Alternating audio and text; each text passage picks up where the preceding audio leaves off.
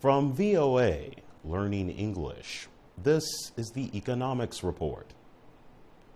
Chinese investment in Australia has moved to the real estate market and construction equipment. It is yet another sign that Australia's once strong mining industry is weakening as Chinese businesses look for new places to invest. For the first time, almost half of all Chinese investment in Australia is in real estate.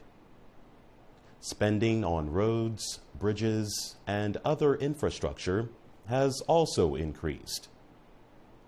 The findings are in a report called Demystifying Chinese Investment in Australia. It comes from accounting company KPMG Australia, the University of Sydney Business School, and the China Studies Center. Hans Hindrischke is a professor of Chinese business and management at the University of Sydney Business School. He says it is striking how Chinese investment changed from big projects in the mining and resources industries to a huge increase in real estate, leisure, and construction. The Chinese bought one of the biggest cinema chains in Australia and one of the two biggest construction firms, John Holland. Last year, the Chinese invested $8.3 billion in Australia. The combination of real estate, entertainment, tourism, sports, and infrastructure projects made up 79% of new Chinese business there. That compares with just 11% for mining. While real estate is the most popular investment, there is growing interest too in Australian agriculture. The falling value of the Australian dollar has made investments in the country more appealing. China is the sixth largest foreign investor in Australia. The United States and Britain invest more, but China's investment is growing faster. For VOA Learning English, I'm Jonathan Evans.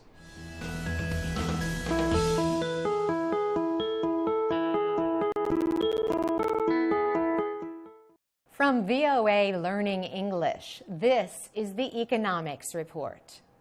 China and 21 other countries have agreed to start an international development bank. The bank is called the Asian Infrastructure Investment Bank, or AIIB. The member nations include Myanmar, Vietnam, Laos, Cambodia, and the Philippines. Among South Asian nations, India, Pakistan, Bangladesh, and Nepal are also members. In Beijing, Chinese President Xi Jinping said all the members expressed a desire to pursue common development. Mr. Xi said the AIIB would support regional development and be inclusive and open. 3 countries did not take part in the bank's launch: Indonesia, Southeast Asia's biggest economy, Australia, and South Korea did not join. But South Korea said there would be no reason to not join the bank if certain conditions were met. The U.S. State Department has criticized the proposal for the development bank. Spokeswoman Jen Psaki said the U.S. has concerns about the unclear nature of the AIIB proposal as it currently stands. She said Secretary of State John Kerry has strongly urged that such a bank meet international standards of governance and transparency or openness. She said he also made clear directly to the Chinese government that the U.S. welcomes the idea of an infrastructure bank for Asia. The U.S. has expressed concerns the bank will conflict with the World Bank and Asian Development Bank. Supporters of the proposal say the bank, unlike the World Bank and Asian Development Bank, will center on infrastructure projects instead of poverty reduction.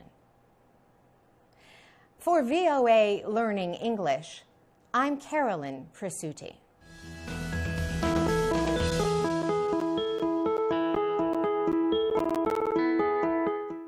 From VOA Learning English, this is the Economics Report.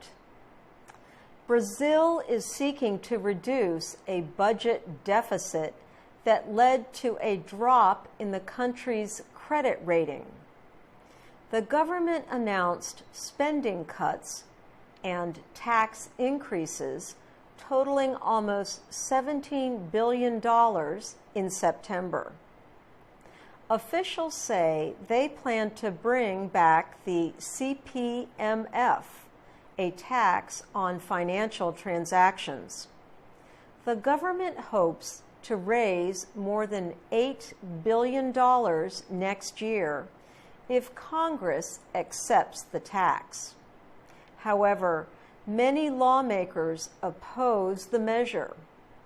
Other proposed cuts would reduce government aid for farmers, infrastructure improvements, and pay for government employees. Public health and low-cost housing programs could also face cuts. The government reduced tax subsidies for the chemical industry. It also reduced aid for exporters of manufactured goods and raised taxes on capital gains, profits from sales of investments. Some are calling for the president to resign. Economists have said the expected savings look promising. However, the Speaker of Brazil's lower house of Congress said there is not enough support to approve the CPMF tax. The head of Brazil's Senate said deeper cuts are needed before Congress will agree to more taxes. The government is closing 10 ministries to save money. Also, the proposed reduction in public health and housing spending will be difficult for supporters of President Rousseff. Brazil recently lost its high credit rating. Standard & Poor's no longer considers the country's debt securities as investment grade. For VOA Learning English, I'm Ann Ball.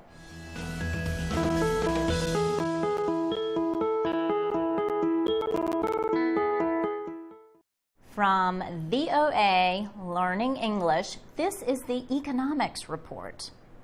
In June, Cambodian Commerce Minister Sun Chantal spent a week in the United States. The Commerce Minister told Americans about the willingness of Cambodia's government to make deep reforms to improve conditions for investment. He said the reforms would lower costs for investors. He said transportation and energy costs would be reduced. He also said the government would improve the skills of Cambodians through training. Mr. Sun Chantal said the new political will to make reforms is the result of the general elections last year.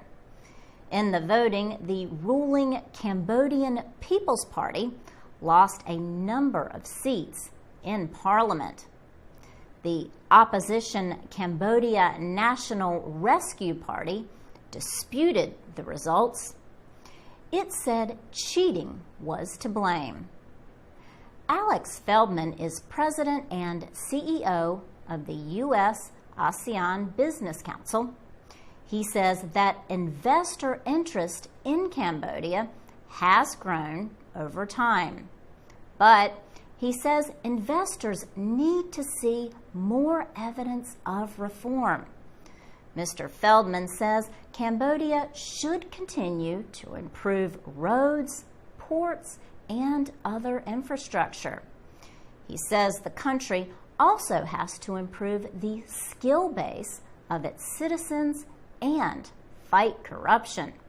In 2013, Transparency International named Cambodia the most corrupt country in Southeast Asia.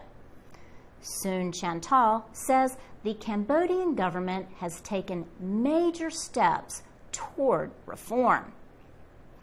These include passing an anti-corruption law and creating an agency to fight corruption. Storm Tibb works for the Asia Division of Human Rights Watch.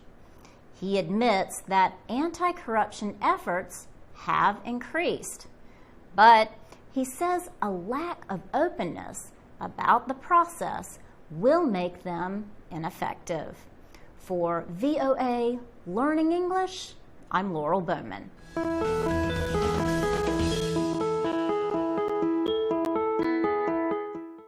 From VOA Learning English, this is the Economics Report.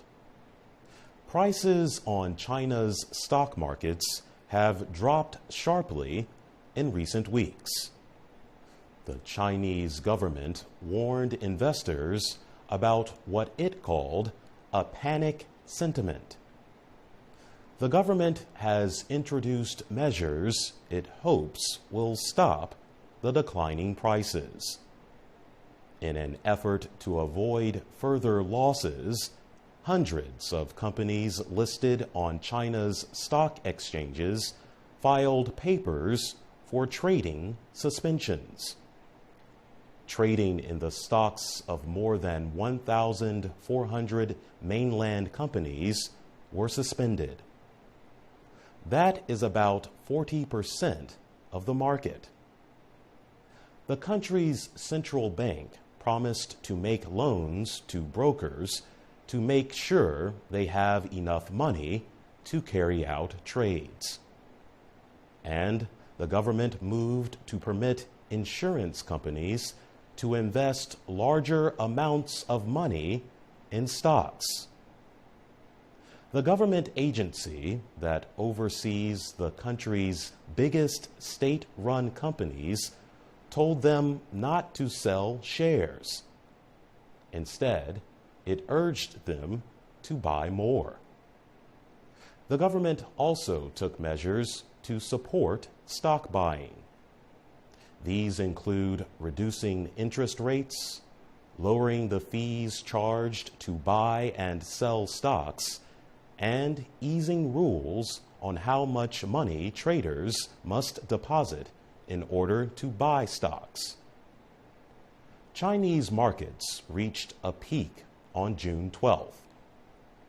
In the year leading up to that date, the value of stocks traded on Chinese exchanges more than doubled. Share prices increased after the central bank cut interest rates for the first time in more than 2 years. A new trading link between the Shanghai and Hong Kong exchanges added to increased market activity. But as the market hit a high, the government tightened trading rules. Investors then began to sell their holdings to protect their profits. For VOA Learning English, I'm Jonathan Evans.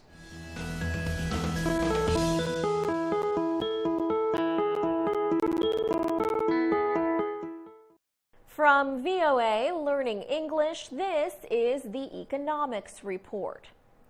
Researchers say that China has provided South Pacific countries with financial assistance worth more than $1 billion in 10 years.